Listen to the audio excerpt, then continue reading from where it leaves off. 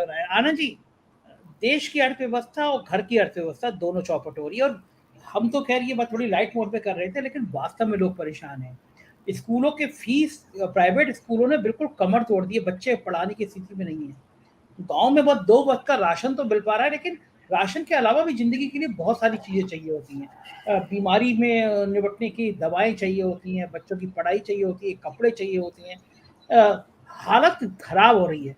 और दिनेश जी ने जो बताया है वो बिल्कुल एक बहुत भयंकर तस्वीर है। दिनेश जी ने जो बताई है कि पूरे साल भर के ये सबसे 3 अच्छे महीने, और इन 3 सबसे अच्छे महीनों में अर्थव्यवस्था 13-14% जो जीडीपी के तिमाही आंकड़े थे उनसे निकल के नीचे आके 4.4। गोदी मीडिया के सारे चैनलों पे बुलडोजर चल रहा है, कहीं कोई बात ही नहीं हो रहा कि सिलेंडर महंगा क्यों हो गया, जीडीपी नीचे क्यों आ गई। तो आम आदमी तो बेचारा वो सोच रहा होगा कोई बड़ा मुद्दा ही नहीं है, वरना चैनल पे चल रहा होता, छोटा मुद्दा है, मैं इस महीने और 50 रुपये बढ़ा दूंगा। लेकिन ये 50 रुपये कर करके 750 रुपये महीने भर में बढ़ जाना, इससे ज़्यादा बढ़ जाना, क्यों नहीं समझ में आ रही सरकार कि मध्यम वर्गीय परिवार, गरीब परिवार आपका बंधुआ नहीं है। किसी दिन अगर उसके दिमाग में आएगा कि बाबा बागेश्वर के धाम के आगे भी दुनिया है जो मेरी रसोई पे आगे खत्म हो रही है, तो एक बड़ी क्रांति की तरफ वो सोचेगा। ये बात सरकार क्यों नहीं सोच पा रही? मैं डॉक्टर अनिल की बात से ही शुरू करूंगा। वजीरों, अफसरों, पागलों को छोड़कर ये बताओ कौन हंसता है हमारे देश में, क्योंकि हम सब लोगों के लिए जो यहाँ बैठे हैं वो पागलों की श्रेणी में है। वजीर और अफसर हम हैं नहीं, हंसने की बात करते हैं, और हंसना शायद इसलिए मजबूरी है कि रो के तो शायद नहीं मिलेगा, और आज जिम्मेदारी के तौर पे रोने की हद से बाहर आगे बढ़ गए, इसलिए शायद हंसते हैं। मैं फिर से एक बार थोड़ा ये समझना चाहूंगा, जैसे मैं राष्ट्र की बात फिर से हमें समझनी होगी। देखिए, मैं इसलिए ये बात ये कह रहा हूं कि महंगाई, अडानी, चाइना, ऐसा लगता है कि इनकी बात ना करिए तो शायद ये समस्याएं टल जाएंगी।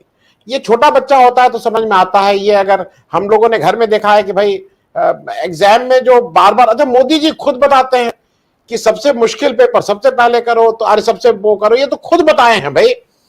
तो ये क्यों इस चीज से मुंह मोड़ते हैं, इसको थोड़ा समझना पड़ेगा। और जैसे मैं देख रहा हूं, मैं उसके साथ इस महंगाई की बात को कर रहा हूं। देखिए, देश में जो सबसे इंपॉर्टेंट व्यक्ति है, जो देश चलाता है, जो नेतृत्व देता है, जो अपनी बात करता है, वो प्रधानमंत्री होता है। पिछले 8-9 वर्षों में ये जरूर है कि मोदी जी ने अपने को भारत सरकार के प्रधानमंत्री की जगह भाजपा सरकार का प्रधानमंत्री कर दिया। वो भाजपा के प्रधानमंत्री हैं। वो आपको लगता है कहीं, क्योंकि वो किसी भी प्रदेश में जाते हैं तो वो भाजपा की बातें करते हैं। वो एक प्रदेश में जाते हैं, वो डबल इंजन की बात करते हैं। भारत सरकार का प्रधानमंत्री डबल इंजन की सरकार की बात कैसे करेगा भाई? उसका तो सारे प्रदेश बराबर हैं। तो अगर कोई सही में भारत सरकार का प्रधानमंत्री है और अपने देश के प्रधानमंत्री के रूप में उस स्टेट, दूसरी स्टेट की बात कर रहा है, तो डबल इंजन की बात नहीं करेगा। तो मोदी जी ने एक तो स्वयं को भारतीय जनता पार्टी के प्रधानमंत्री के रूप में स्थापित कर लिया है। दूसरी बात मैं ये कहूंगा कि हमारे 2-3 मंत्रियों की बात करना जरूरी है, क्योंकि वो लोग समझ रहे हैं, लेकिन उसको फिर से मैं, जिसको कहते हैं ना, उसको साफ कर दूं। हमारे गृह मंत्री जी हैं। अब गृह मंत्री जी फुल टाइम अपना काम ईडी, सीबीआई और ये जो गवर्नर हैं, ये भी डायरेक्टली गृह मंत्रालय से वो होते हैं। ये लोग कैसे करेंगे, क्या करेंगे, इसमें पूरे टाइम व्यस्त रहते हैं, या इलेक्शन रैली में व्यस्त रहते हैं। आर्थिक मामले जो हमारे हैं, जिससे हम और आप, जो अभी हम लोग जीडीपी और इसकी और उसकी बात कर रहे हैं, मैं एक छोटी बात इसलिए आगे मैं अभी बताता हूं। निर्मला सीतारमण जी हैं, वो कुछ बजट में इस तरह के लंबे लंबे बात, 40 साल में हम यहां पहुंच जाएंगे, अभी तक 2-4 साल था, फिर 5 साल हुआ, अब 10 साल, अब वो 50-50 साल की बात करते हैं। 50 साल में हम यहां पहुंच जाएंगे, 40 साल में हम यहां पहुंच जाएंगे। अरे भाई, 40 साल में ना मैं रहूंगा ना मेरा लड़का रहेगा, तो कहां पहुंच जाएंगे? तो मैं अपने घर में जब बैठूं तो 100 साल की बात करता रहूं। ये सब बेवकूफ बनाने के रास्ते हैं, और कुछ नहीं है। अब मैं एक और इंपॉर्टेंट बात इसलिए कह रहा हूं कि आज जहां हम खड़े हैं वो एक देश का इंपॉर्टेंट, जैसे आपकी गाड़ी में जो सबसे इंपॉर्टेंट है, अगर गियर ही ना लगे तो आपकी लाख गाड़ी, क्लच अच्छा हो, ब्रेक अच्छा हो, एक्सीलेटर हो, गियर ही नहीं चलेगा।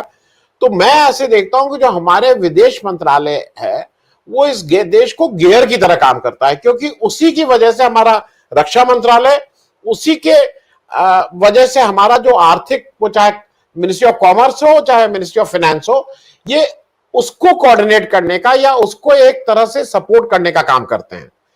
अब हमारे जो फॉरेन अफेयर्स मिनिस्टर हैं, ये बात मैं इसलिए कह रहा हूं कि हमको और आपको ये समझना होगा।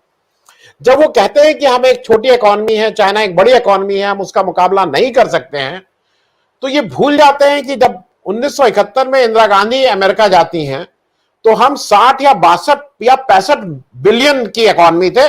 दिनेश जी इसको बेहतर बता देंगे, लेकिन it we were around 60 to 65 billion की इकॉनमी।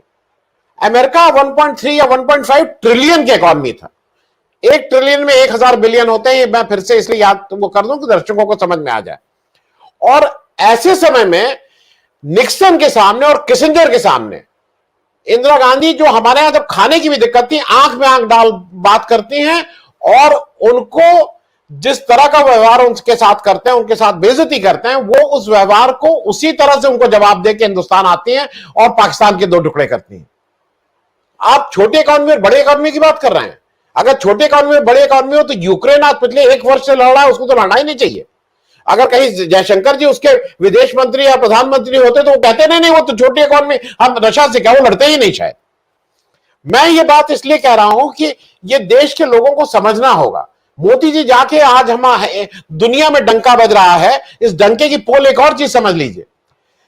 भारत देश में ये जो अभी हम लोगों ने बात की, अब की बार शेख हसीना की सरकार या अब की बार ट्रंप सरकार, ये जो मोदी जी करके आए उसका जिसकी जो हम प्राइस दे रहे हैं, the cost which we are paying, Biden, अब की बार ट्रंप सरकार के बाद जब बाइडेन जी आए हैं, हिंदुस्तान में कोई एम्बेसडर नहीं है अमेरिका का। बाइडेन के आने के बाद वी डोंट हैव अ राजदूत। मैं उसको डिटेल में नहीं बता रहा हूं क्योंकि आपके प्रोग्राम में एक बार डिटेल में प्लेनिपोटेंशियरी और ये सब आ चुका है, एम्बेसडर, एक्स्ट्राऑर्डिनरी। आनंद जी थोड़ा बता दीजिए कि अमेरिका ने हमारे यहाँ राजदूत ही रखा है, तो क्या बाकी क्या पाकिस्तान सब में नहीं रखा है, या बाकी है जगह हमारे नहीं रखा है? चलिए, अब आप ये कह रहे हैं तो मैं 1 मिनट में, क्योंकि मैं इसलिए बताता हूं कि दर्शकों को भी पता रहना चाहिए कि ये आदमी हमारे देश के साथ कर क्या रहा है। जब अमेरिका, आप ये गूगल करके कोई भी देख लेगा, जब एम्बेसडर को इंडिया में जो यूएस का आता है उसको बोला जाता है एम्बेसडर एक्स्ट्राऑर्डिनरी एंड प्लेनिपोटेंशियरी। प्लेनिपोटेंशियरी का मतलब यह होता है कि उसको वो सारे अधिकार हैं जो किसी राष्ट्र के पूरे रिप्रेजेंटेटिव को होते हैं, वो उस राष्ट्र के नाम पे यहां कोई भी दस्तखत कर सकता है, कुछ भी कह सकता है।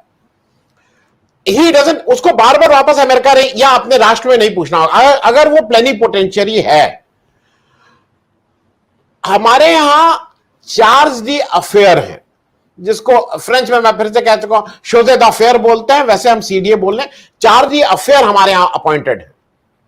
चार्ज दी अफेयर का मतलब कि जितनी बार मुझे आपके शो में आना होगा तो मैं लिखूंगा कि मुझे संजय शर्मा जी ने कहा है इस शो में, तो वो वहां से भेजेंगे संजय शर्मा जी के 6 बजे के शो में आप जा सकते हैं। 8 बजे के शो के लिए ये नहीं है। I am not entitled to go at 8 o'clock, I am entitled to go only at 6 o'clock। तो आपने एक इस तरह की व्यवस्था बाइडेन साहब ने कर रखी है। अब आपने बात कही कि हमारे अगल बगल ये पाकिस्तान में आज तक चार्ज डे अफेयर नहीं रहा है। वो अमेरिका के लिए इतना अहम है, उसके हम कुछ कहते रहेंगे अमेरिका असल में हमारे पास है ना, अमेरिका वो पाकिस्तान को लात मार चुका है। लात आज नहीं मार चुका है, वो उसके यहां फुल टाइम एम्बेसडर है। उनका लास्ट एम्बेसडर अभी जुलाई शायद 22 में चेंज हुआ था। China have a full time ambassador, Bangladesh have a full time ambassador. ये जानबूझ के किया गया है और ये हमारे यहां ये मैसेज देने के लिए किया गया है कि तुम ये जो रशिया के साथ और ये सब जो काम कर रहे हो उसकी वजह से और जो तुमने अब की बार ट्रंप सरकार क्या काम किया था, हम उसको तुम्हें तुम्हारी जगह दिखा रहे हैं।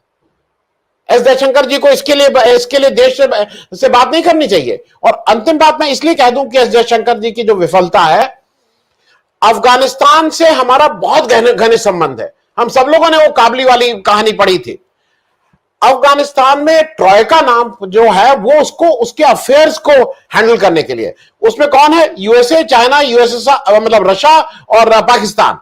हमें नहीं घुसने दिया गया है उसमें। अफगानिस्तान में हमारा इतना इन्वेस्टमेंट है, अफगानिस्तान से हमारे सब तरह के ये एस जयशंकर जी का फेल्योर है। और मैं अंतिम बात जो आपने जो कही थी, दिनेश जी ने जो बताई थी, सुन के ताज्जुब होगा। 2019 में जैसा इन्होंने बताया 14 करोड़ 33 लाख के हवाई यात्री, 2022 में 12 करोड़ 33 लाख के हवाई यात्री, 2 करोड़ हवाई यात्री कम। कल आ गया है कि अडानी जी अपने लखनऊ एयरपोर्ट पे और कई एयरपोर्ट पे जो अडानी जी कंट्रोल कर रहे हैं, जो इंडिविजुअल यूजर फीस है वो 195 रुपए से बढ़ा के 1 अप्रैल से 1000 से ज्यादा कर रहे हैं। 195 का 1000 से ज्यादा कर रहे हैं।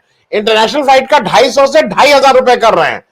कोई बोलने वाला नहीं है। यात्री कम, फीस ज्यादा। हम तो ये समझते थे यात्री कम तो भाई वो भी कम, लेकिन ये तो अपना खर्चा पूरा कर रहे हैं। तो जब जिस सब देश का ये दुर्भाग्य है कि जब आपने निजी हाथों में इस तरह से अडानी जी को सौंप दिया है और आप उसके लिए बात भी करने को नहीं तैयार हैं, तो जो हो रहा है पीपल से, आमीन, ये दुख की बात है। हम और आप उसके लिए जिम्मेदार हैं। We are getting what we deserve. ये थोड़ा खराब और खराब स्टेटमेंट है, लेकिन हमें वही मिल रहा है जो हम जिसके लायक है।